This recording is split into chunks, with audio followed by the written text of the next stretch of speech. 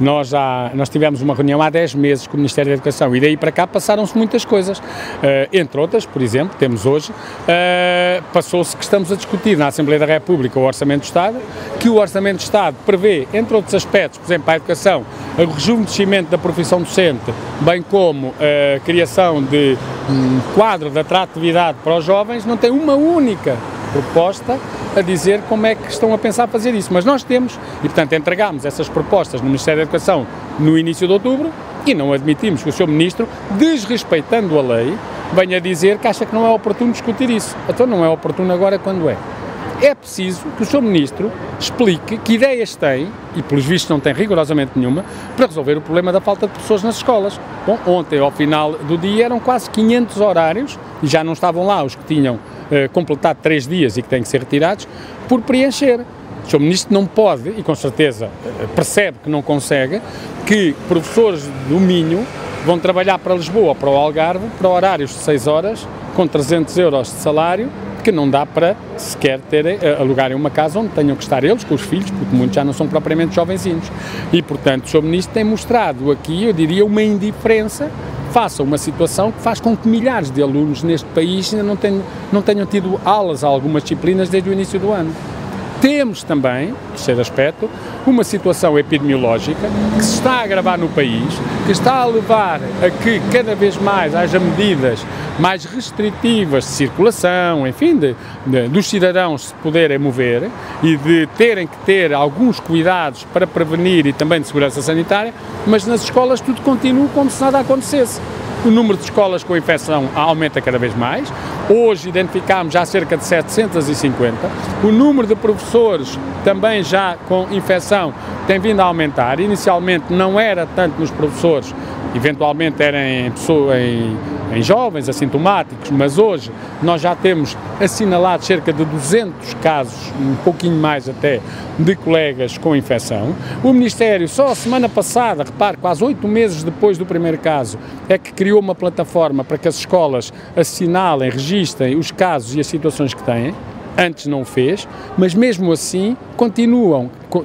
calado, como se nada acontecesse, como se não tivesse qualquer dado, e portanto há uma coisa que não existe em relação às escolas, é clareza, por um lado, quais são as situações e como é que estão, a lidar com elas, e por outro lado, coerência nos procedimentos, porque nós o que encontramos são situações em que praticamente fecham uma escola perante um caso e situações onde por vários casos vão aqueles para casa e até os irmãos dos infectados continuam nas turmas do lado e toda a gente como se nada se passasse, com uma norma, quase norma, porque só excepcionalmente acontece, que são testes feitos a quem fica e contactou diretamente com o infectado para saber se há mais infecções. Isto não é possível de continuar a acontecer e, portanto, o Sr. Ministro da Educação tem a obrigação legal de, relativamente às matérias de segurança e saúde do trabalho, mas também às matérias que têm a ver com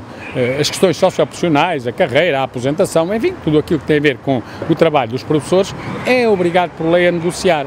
Mas nem precisava que a lei dissesse, bastava que tivesse um pingo de sensatez e de democracia naquela cabeça que lhe permitisse perceber que, há outros para além dele que também têm ideias, têm opiniões, têm propostas para apresentar e que podem ser a solução, ou pelo menos atenuar alguns problemas. Outras podem nem tanto, mas algumas podem ser. E o Ministério da Educação, que tem revelado uma completa incompetência e incapacidade para dar resposta aos problemas, ao menos ouvisse os outros para ver se conseguia encontrar ali algum contributo, alguma ajuda, alguma ideia, mas não faz. E, portanto, estivemos aqui hoje, fomos ali dentro e fomos informados pela senhora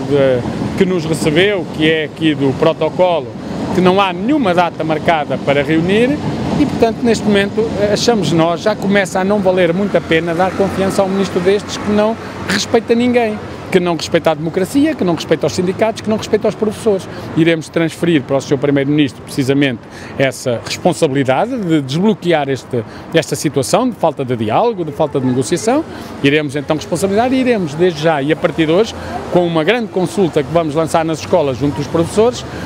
saber primeiro qual é a percepção e o sentimento dos colegas relativamente à segurança nas escolas, às questões de natureza pedagógica e aos aspectos de ordem socioprofissional e depois, em função disso, qual é a sua disponibilidade para lutar e o quê. sendo que, sabendo nós que as grandes manifestações hoje são mais difíceis, não é? Porque temos que ter cuidado e distanciamento e tudo isso, pois se calhar começa a ganhar figura a necessidade dos professores dizerem da sua insatisfação e da sua indignação com o que se passa, recorrendo à greve ou recorrendo a greves, porque na verdade há uma coisa que nós todos sabemos, é que continuarmos com tudo como até aqui, ou seja, da parte do Ministério como se nada se passasse, bom, isso não pode ser. Eu percebo que o Ministério um dia destes vai querer fazer uma figura com a prenda do Pai Natal Europeu, ou seja, alguns computadores, mas esse não é o problema, ou não é o principal problema neste momento que as escolas têm. É importante que o Pai Natal se tivesse lembrado de Portugal também oferecendo os computadores, mas é importante resolver os problemas que existem cá, sob pena dos computadores até poderem não servir para nada.